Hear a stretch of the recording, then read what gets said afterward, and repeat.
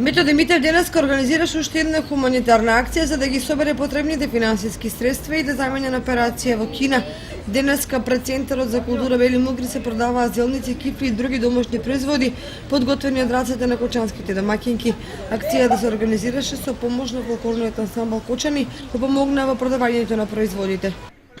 Денес сме собрани овде да помогнеме уште еднаш на Методи Митев со тоа што домаќинки од Кочани и Кочанско готвеа јадења, односно баници и кифли, погачи и други производи од тесто.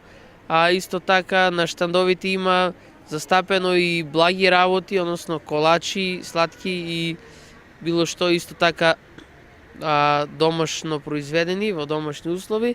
На штандовите имаме застапено представници од Балкан Лукс, да речеме, од ресторант Пролет.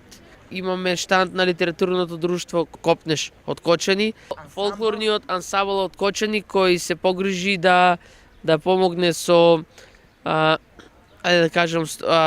продавањето на производите, а исто така и да донесе еден поубав амбиент и поубава гледка на самата манифестација со тоа што се присутни во народни носии.